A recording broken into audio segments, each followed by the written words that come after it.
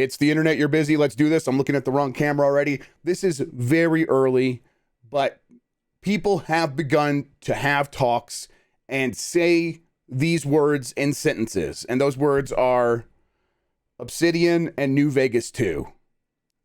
Very early. This is like, listen, we're talking years and years away, but I will say that there's at least an interest and conversations being had about making something like that actually a reality. Obsidian is a team that Microsoft bought before they ever bought Bethesda. Then they bought Bethesda. They got the Fallout IP. And a lot of people say, hey, why wouldn't Obsidian just do that? Well, Obsidian's very busy. Obsidian's got a lot of games in the works. They've got Grounded. They're doing Avowed, right? I can't keep all the teams straight at Microsoft anymore. I think they're the ones doing Avowed. They have some other stuff, I think, in the works. But if you think about it, it makes sense, right? Because we've talked about on this show about how far away a new Fallout game could be if we are just sticking with Bethesda Game Studios proper, right? So if you're sticking with Bethesda Game Studios, we got to get Starfield out, and Starfield's not going to just come out and be that. They're going to do a lot of updates for it. It's going to keep them busy. There will be a team that moves on very quickly to the Elder Scrolls 6, but how fast are we really expecting to see Elder Scrolls 6? We're talking years and years after Starfield comes out. And Starfield is coming this year. So, the time frame there maybe is like, okay, maybe it does happen a little bit quicker, but Bethesda Game Studios is going to take their time. But they're not going to get to Fallout until after the Elder Scrolls 6, more than likely. And then they're going to look around and be like, okay, now it's been 15 years since we released a Fallout game or something when we actually get another one released. I think this makes a lot of sense. I think a lot of people at Microsoft think that this could work, and I think that there's interest to make it happen. The sentences have been said that contain those keywords, so it's not like people are just throwing out the notion immediately. It looks like they are trying to move in that direction. Very early, but I know people love this stuff, and like whenever we try to talk about these sort of things, we are trying to like explain the thought process here. And I think if you consider like where they're at with these IPs and with their studios, it does begin to like fit with the model. And also the idea is they want to have these IPs active and ongoing, so it makes a lot of sense. Let's talk about Spartacus. So Spartacus, we know about because of Jason Schreier and Bloomberg. He did a report basically saying that it's going to be coming soon. It's a new subscription service meant to go head to head with Xbox Game Pass, and it's gonna maybe have classic games and stuff like that. Well, I got a little bit more information. The information I have could be outdated. It could be placeholder, but I think in general this is a good explanation of what to expect from this service. So there will be 3 tiers.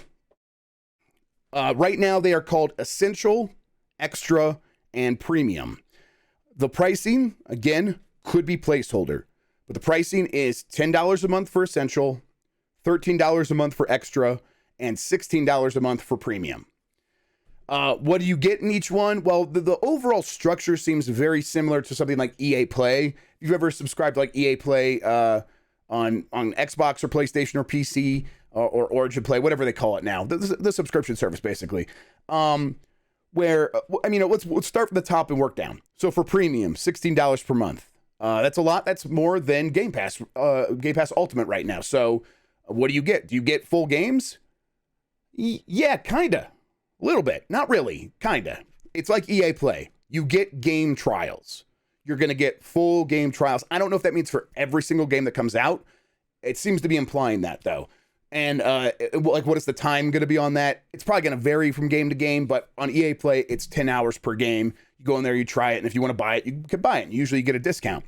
I don't know about the discounts. I don't know about the time limit, but game trials for big new games is kind of what's going to be in there. That's not the only thing. You also get classic games and streaming. So none of the other tiers will have a cloud streaming. You only get the cloud streaming through the premium tier.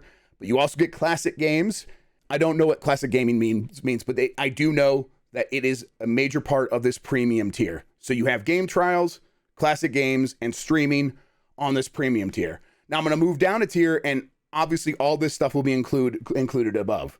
So the extra tier, you get downloadable game catalog. So if this seems like anything on PS Now that was downloadable, seems like it'll work in here. And then I think the number was something like over 250, over 300 games or something like that. You don't get cloud streaming, but you do get over 300 games you can download. And then you get Essential, which is PS Plus with the monthly games, just like you know it today. Now, are there annual membership numbers for like how much these things cost? I don't know. I haven't heard anything like that. And to me, that sounds like one of the reasons why they've been getting rid of subscription cards, why they've been like moving away from anything at retail, why they've sort of been pulling back. I don't know if there's going to be an annual option, sort of like Xbox Game Pass doesn't have an annual option, right? You don't save money by getting an annual option with Xbox Game Pass anymore.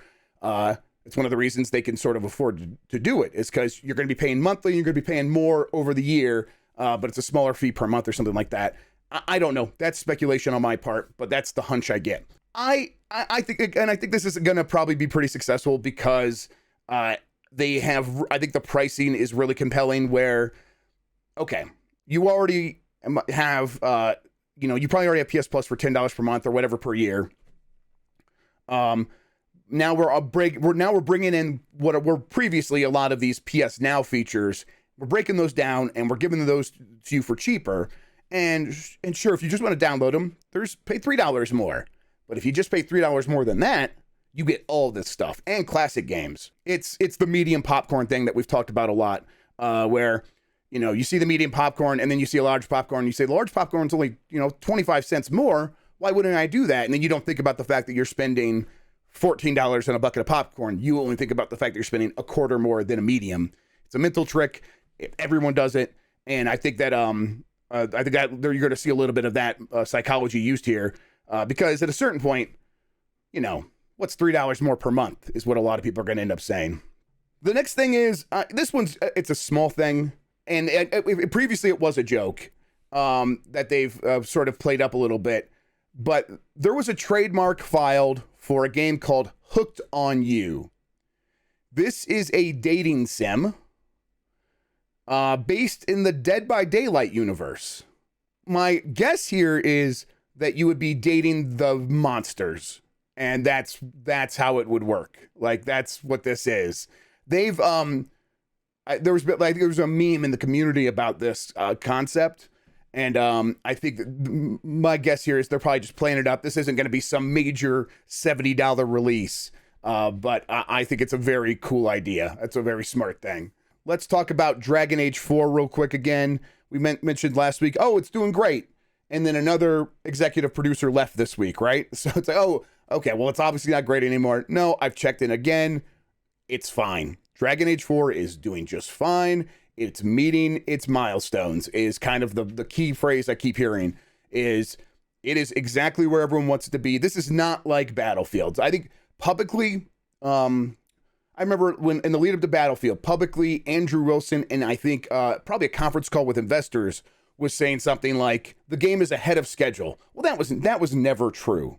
The game got delayed internally because it needed more time, so it was never really on schedule. For that delay, with that delay in mind, maybe they were on schedule for it'll come out, but not for where the game needed to be.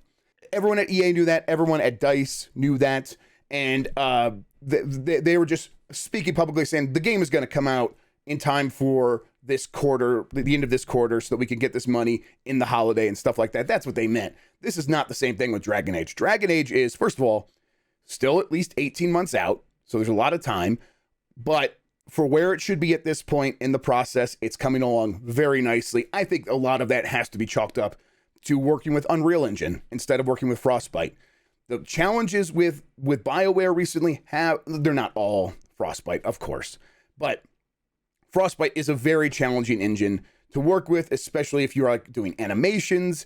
I mean, we saw that, like all the memes about Mass Effect Andromeda and stuff like that. It seems like if you have the creative side figured out, the tech side's going to sort of take care of itself. Now, I say that, and I bet there's developers like nothing takes care of itself. And that's true, and that's true with Dragon Age 4. They are obviously having all the kinds of headaches you have when you have to make a big game. That's definitely still happening, but it's nothing that they're not prepared to take on and nothing that they weren't expecting. The game is in really solid shape still. Like, there's just no reason to panic. That's going to do it for me up front. We should probably get to the questions. From Slain McAwesome, what amazing 10 out of 10 video game is going to get released 4 years, in 4 years' time, 1 week after Horizon 3 gets released? Right? Yeah, that's, it is pretty bizarre that keeps happening to that game. It's not like it hurts Horizon. Horizon eventually did sell 20 million copies. And this one's probably going to do that even faster than the first one.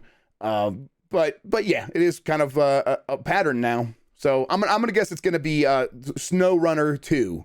SnowRunner 2 is gonna come out a week after Horizon, and it's gonna be the first 101 out of 100 game. From Feature Creep, what impact will a no Call of Duty have on the industry, if any? I mean, it's gonna have a pretty significant. Fewer people will go into GameStop, and I know that doesn't sound like a big deal, but it is. Fewer people will go into GameStop this November to pick up their Call of Duty, and occasionally when they did that, many of them, a certain percentage, would pick up another game.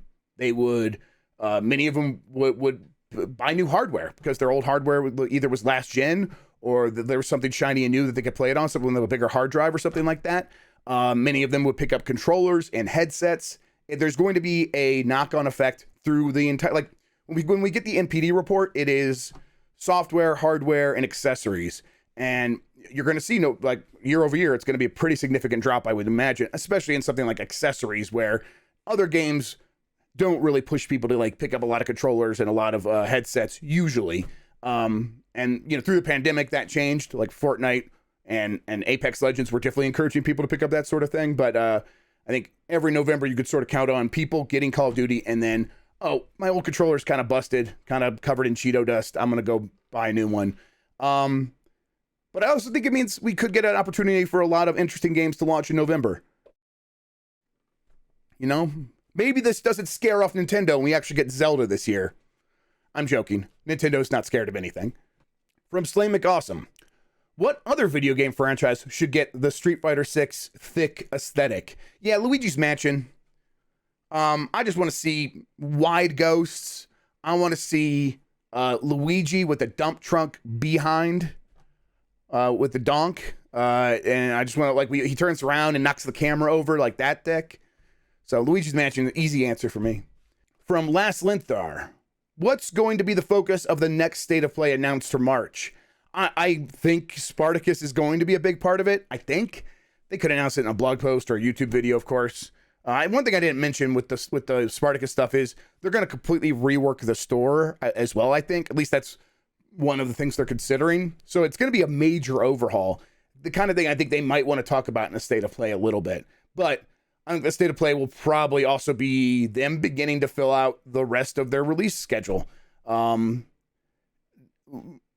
doesn't mean we're going to get every big game, but we should get, I think they're probably going to have a couple of big games ready to announce. And then when we get around that post E3 PlayStation showcase timeframe, late summer, early fall, around then they'll give us the real runway of here's everything coming out in 2023 that you should be excited about, and maybe beyond. From Eat the Hype, will the Spartacus rollout be supported day and date on PC as well? So that's a good question because PlayStation Now does work on PC. What does this mean for PlayStation Now? That's a good question. I don't know. And what does it mean? Like, would you be able to get Spartacus on PC? Probably not, right? I didn't even think about it. I'll look into it. I'll see what I can find. We will do this again next week. I can't wait. I'm looking forward to it. Until then, however, take care of yourself. Have a good one. And I mean it. Take care of yourself. Take care of yourself this weekend. Do something nice for yourself. If you are in an affected area in Ukraine, please be safe. Do what you can. I'm worried about you, even though I feel completely helpless. I'm worried about you. I don't know what else I could say. Take care of yourself. Have a good one. I'll see you next time. Goodbye. Ow.